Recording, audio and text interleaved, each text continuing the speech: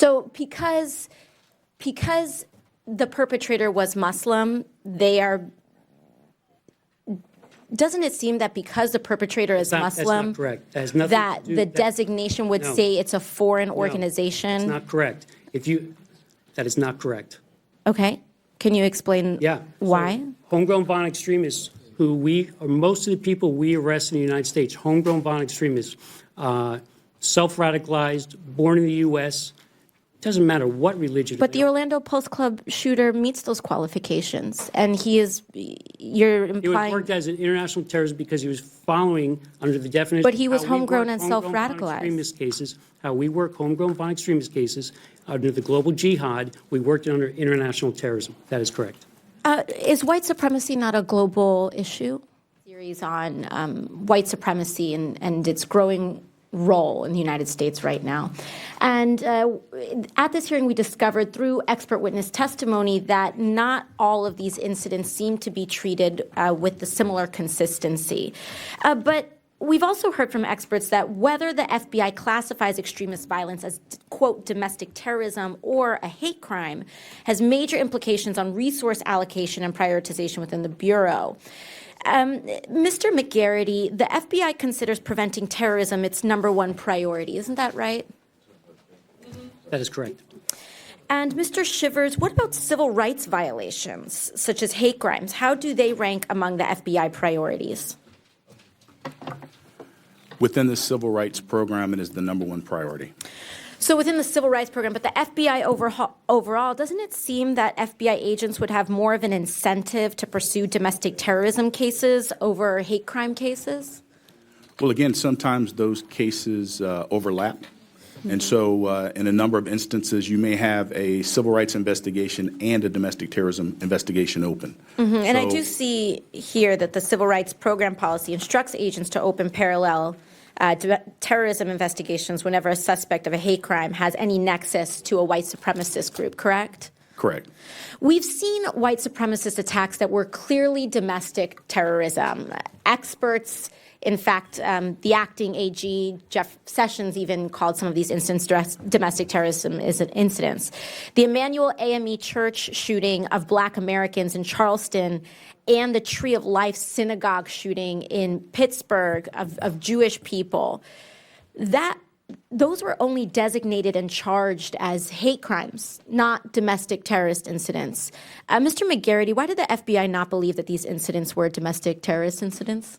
That's not correct. I don't know who told you that we didn't, but we certainly had cases open on them in both those cases, and I wasn't here for the Dylan Roof case, but it's certainly in our own Department of Justice Civil Rights about 3-4 weeks ago in their testimony actually stated that it was a domestic terrorism event charged through the Civil Rights Division of the Department of Justice for a hate crime. I was here for the Tree of Life.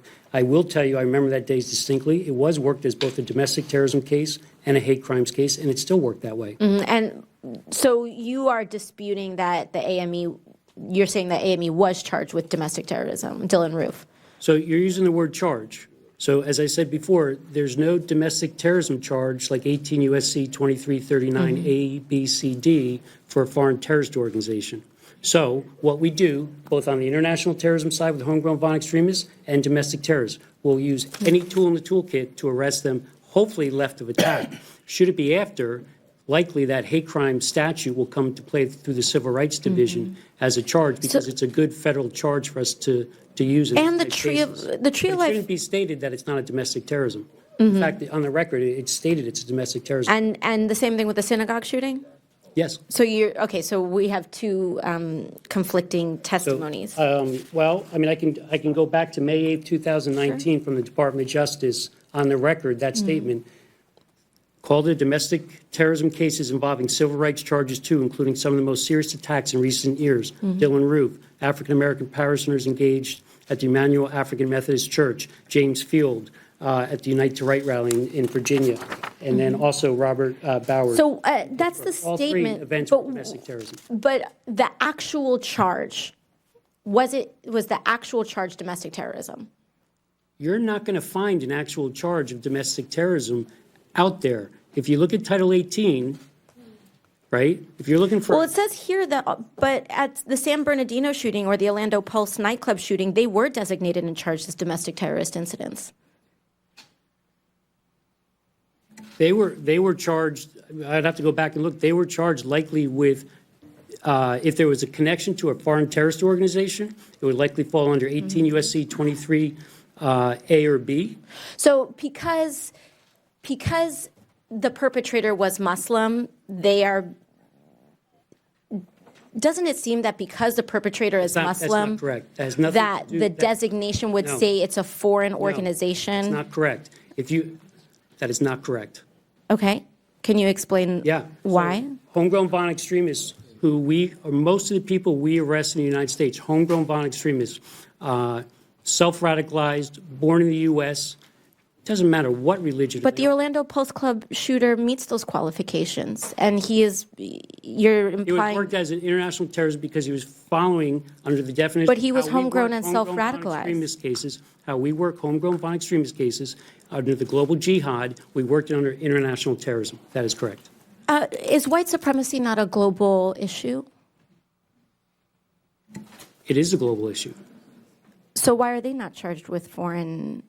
because the United Terrorism. States Congress doesn't have a statute for us for domestic terrorism like we do on a foreign terrorist organization like ISIS, Al-Qaeda, Al-Shabaab.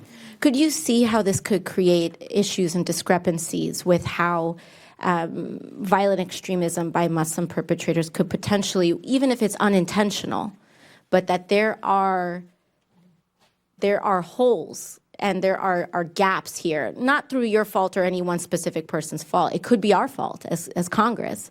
But could you see how one could see how the way that we are pursuing and charging white supremacy, particularly if they tend to be charged with hate crimes and where that same type of violence committed by a Muslim extremist could be charged with domestic terrorism. Hate crimes and domestic terrorism are treated and charged, they're different crimes, and they could be pursued differently with different resource allocations.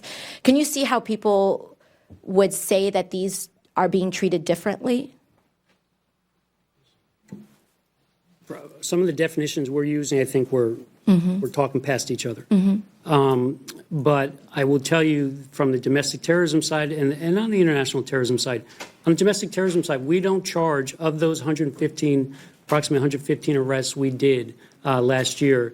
Not all of them were hate crime charges. We're going to charge someone left of attack with any charge we have under Title 18 in the U.S. Code or a state and local charge. So predominantly, I would say I'd have to go back and look. Most of them are not hate crime charges on the domestic terrorism side. Okay.